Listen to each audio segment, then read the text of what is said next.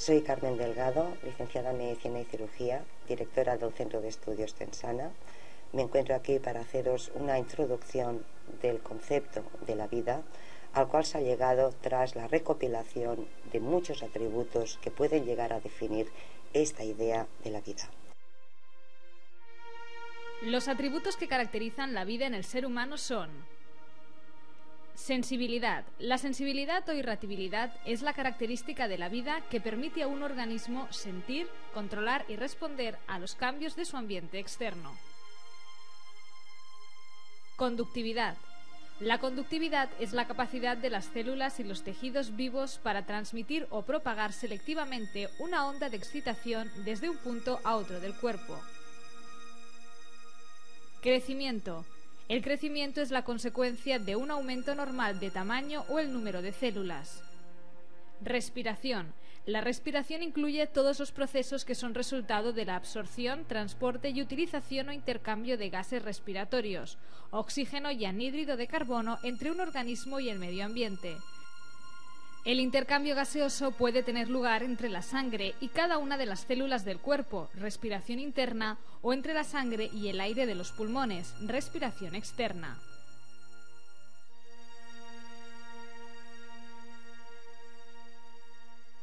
Nutrición. La nutrición es el proceso por el cual los alimentos son desdoblados en sustancias más simples que pasan a la sangre y son utilizadas por las células del organismo. Secreción. La secreción es la producción y liberación de sustancias con funciones específicas, como los jugos digestivos y las hormonas, para las distintas funciones corporales. Excreción. La excreción consiste en la eliminación de los productos de desechos producidos durante muchas funciones orgánicas. Circulación. La circulación es el movimiento entre una parte del cuerpo y otra de los líquidos orgánicos y otras muchas sustancias. Reproducción. La reproducción consiste en la formación de un nuevo sujeto y también en la formación de nuevas células mediante la división celular en el cuerpo para permitir el crecimiento, la reparación de las heridas y la sustitución regular de las células muertas o envejecidas. Cada una de estas características de la vida está relacionada por la combinación de una serie de reacciones físicas y químicas que en conjunto van a recibir el nombre de metabolismo. Un ser vivo es un sistema en equilibrio en el que existe una coordinación de todas las reacciones químicas que en él tienen lugar, metabolismo, para lograr una autoconservación y una autorreproducción.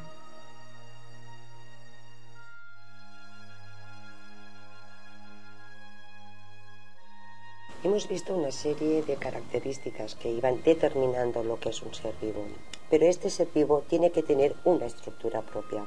Para poder alcanzar esta estructura propia, las investigaciones han demostrado que hay una serie de niveles de organización para poder llegar al concepto de un propio ser vivo. Siempre hemos de partir de la base de que todo ser vivo debe cumplir tres funciones básicas: la función de la nutrición, la función de la reproducción y la función de la relación. Para poder llegar a tener una estructura adecuada para poder realizar estas funciones de vida, hemos de ver que se realizan una serie de fases. Una primera fase o nivel le llamaríamos el nivel atómico, el cual es la unión o la estructuración de pequeños elementos llamados átomos o bioelementos que se van a agrupar entre ellos, se van a coordinar y a conjuntar para dar un segundo nivel que llamaremos el nivel molecular. Estas moléculas por sí mismas no tienen una función determinada, deben organizarse entre ellas, deben conjuntarse para poder dar el tercer nivel, el que llamamos el propio nivel celular. Este sí que ya es el primer nivel de vida, con estas capacidades que hemos comentado de relación, nutrición y reproducción. A su vez, estas pequeñas estructuras de vida propia se reorganizan entre ellas, dándonos el siguiente nivel, que es el nivel llamado nivel hístico o de los tejidos. De este modo podemos ir formando ya los tejidos de lo que será un gran y nuevo ser. Los tejidos por sí mismos tienen funciones independientes, pero reorganizados entre ellos alcanzamos el siguiente nivel, que es el nivel de los órganos, que ya presentan en conjunto funciones mucho más complejas y funciones mucho más importantes para el gran pluricelular o ser más grande del que vamos a tener que hablar. Estos órganos, que tienen funciones independientes cada uno, a su vez se reorganizan entre sí mismos para llegar al último nivel, que es el nivel de los sistemas. Todos los sistemas conjuntados unos con otros y apoyándose en sus funciones dan lugar a lo que conocemos como el hombre en todas sus funciones vitales. El nivel de organización más sencillo de la materia viva es el de los bioelementos, es decir, el de los elementos presentes en los seres vivos. Hay más de 100 bloques químicos de construcción de la naturaleza, llamados átomos. Son diminutas esferas de materia tan pequeñas que son invisibles. Todo ente material de nuestro universo, incluido el cuerpo humano, está formado por átomos. Destacan como formadores de materia viva el carbono, el oxígeno, el hidrógeno, el nitrógeno, el fósforo y el azufre.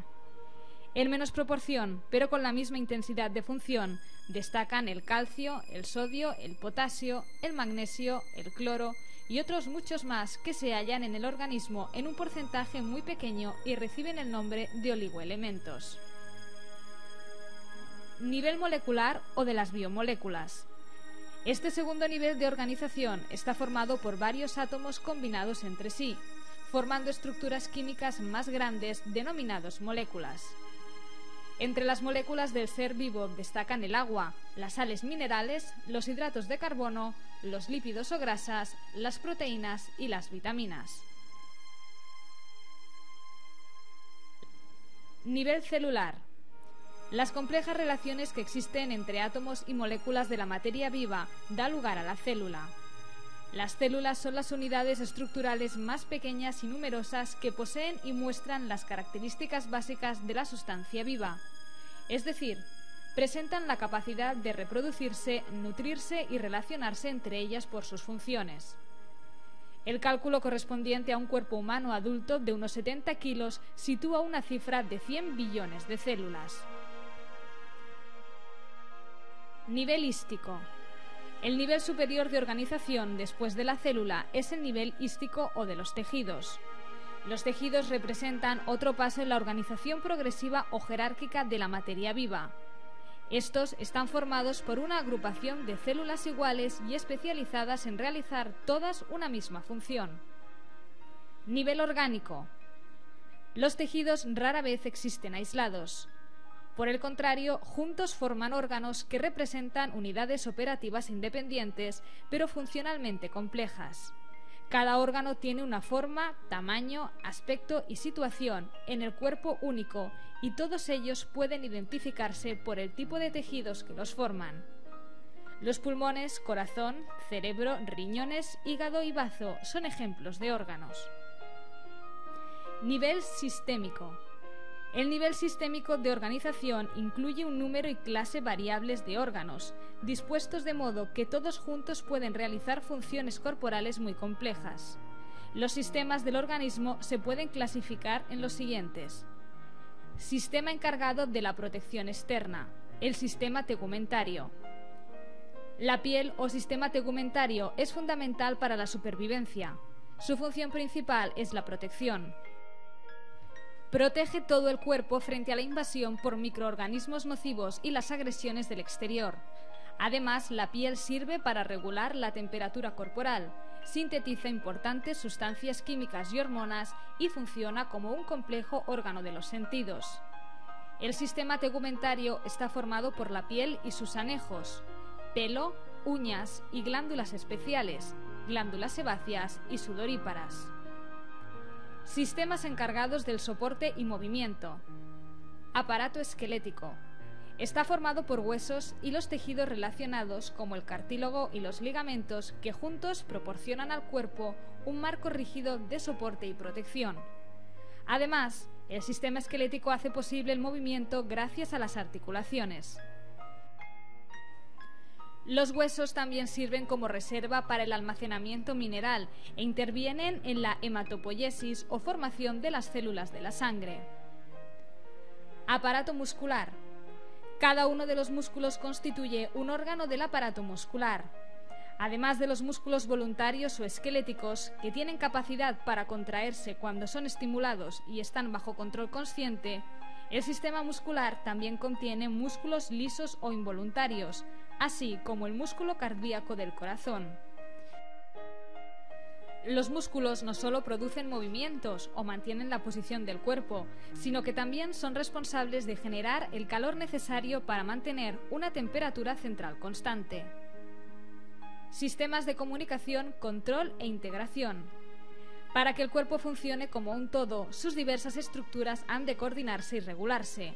Los sistemas nervioso y endocrino se encargan de esta tarea vital.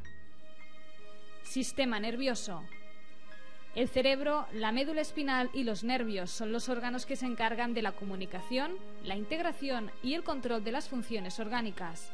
Estas funciones se realizan mediante la generación, transmisión, interpretación y reconocimiento de los impulsos especializados. El impulso nervioso es lo que permite el control rápido y exacto de las diversas funciones corporales. Los elementos del sistema nervioso sensitivo sirven para reconocer determinados estímulos, como la luz, la presión o la temperatura, que afectan al cuerpo. Pueden entonces producirse estímulos nerviosos para transportar esta información al cerebro, donde es analizada y donde se generan los estímulos nerviosos motores para provocar la contracción muscular o los estímulos secretores para que las glándulas segreguen. Sistema endocrino. El sistema endocrino está constituido por glándulas especiales que segregan directamente a la sangre sustancias químicas denominadas hormonas. Las glándulas son los órganos del sistema endocrino y realizan las mismas funciones generales que el sistema nervioso, es decir, comunicación, integración y control. El sistema nervioso proporciona un control rápido y breve mediante los impulsos nerviosos de desplazamiento rápido. En cambio, el sistema endocrino desarrolla un control más lento, pero más duradero, mediante la secreción de hormonas. Las hormonas son los principales reguladores del metabolismo, crecimiento y desarrollo y muchas otras actividades del cuerpo. Sistemas de transporte y defensa. Para que todas las células del cuerpo se beneficien de las funciones orgánicas especializadas, por ejemplo, la ingestión de alimento o la excreción de desechos, ha de existir una red que permita la distribución de sustancias de un lado a otro entre el nivel orgánico y el nivel celular. La red de distribución del cuerpo es el aparato cardiovascular. La respuesta inmunitaria y el mecanismo de defensa del cuerpo utilizan el sistema cardiovascular y linfático. Sistema cardiovascular. El sistema cardiovascular consta del corazón y de un sistema cerrado de vasos conductores llamados arterias, venas y capilares. La sangre contenida en el aparato circulatorio es bombeada por el corazón dentro de un circuito cerrado denominado aparato vascular que recorre todo el organismo. La principal función del aparato cardiovascular es el transporte del oxígeno y anhídrido de carbono, de los nutrientes, hormonas, productos de desecho y otras importantes sustancias. Sistema linfático. Este sistema está constituido por la linfa, los vasos linfáticos, los ganglios linfáticos y órganos linfáticos especializados como el timo y el bazo. Las funciones del sistema linfático son el movimiento de líquidos y de ciertas grandes moléculas, como las proteínas, desde los tejidos hasta la sangre, así como el movimiento de nutrientes relacionados con la grasa desde el tubo digestivo, donde son absorbidos de la circulación general. Sistema inmunitario. La respuesta inmunitaria está íntimamente implicada con el sistema linfático. Sin embargo, en lugar de un grupo de órganos especializados, se dice que el sistema inmunitario es un sistema funcional. Está formado por células y moléculas especializadas que confieren protección y resistencia frente a la enfermedad. La capacidad de resistir infecciones, para luchar contra el cáncer y muchos tipos de enfermedades, se basa en el correcto funcionamiento de nuestro sistema linfático y en la inmunidad. Sistemas de elaboración, regulación y mantenimiento. Los nutrientes y el oxígeno se aportan a las células a cambio de los productos de desecho, que son eliminados gracias a los aparatos respiratorios, digestivo y urinario. De este modo contribuyen al mantenimiento de un ambiente estable para las células del cuerpo. Aparato respiratorio. Los órganos del aparato respiratorio son la nariz, la faringe, la laringe, la tráquea, los bronquios y los pulmones. Juntos, estos órganos permiten el movimiento del aire a los diminutos sacos de pared fina de los pulmones, denominados alveolos. Es en los alveolos donde el oxígeno del aire es intercambiado por el producto de desecho de las células, el anhídrido de carbono, que es transportado a los pulmones por la sangre, de modo que pueda ser eliminado del organismo. Aparato digestivo. Los numerosos órganos del aparato digestivo son la boca, la faringe, el esófago, el estómago, el intestino delgado, el intestino grueso, el recto y el conducto anal. Estos órganos forman un tubo abierto por ambos extremos al que se denomina aparato gastrointestinal. Los órganos accesorios de la digestión contribuyen al correcto funcionamiento de todo el sistema, pero no forman parte del aparato gastrointestinal propiamente. Estos órganos son los dientes, la lengua, las glándulas salivares, el hígado, la vesícula biliar y el páncreas.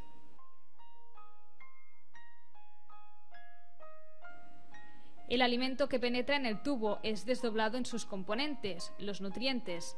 Estos se absorben pasando a la sangre y los restos no digeridos se eliminan del cuerpo como materia de desecho, llamado heces. Aparato urinario. Los órganos componentes de este aparato son los dos riñones, los uréteres, la vejiga y la uretra. Los riñones funcionan para aclarar o limpiar la sangre de los numerosos productos de desecho que se producen continuamente por el metabolismo de los alimentos en las células del cuerpo. También desempeñan un importante papel en el mantenimiento del equilibrio electrolítico del agua y ácido básico. El producto de desecho producido por los riñones se denomina orina. Una vez producido, sale de los riñones por los dos uréteres y va a la vejiga urinaria, donde es almacenado. La orina sale de la vejiga al exterior del cuerpo a través de la uretra.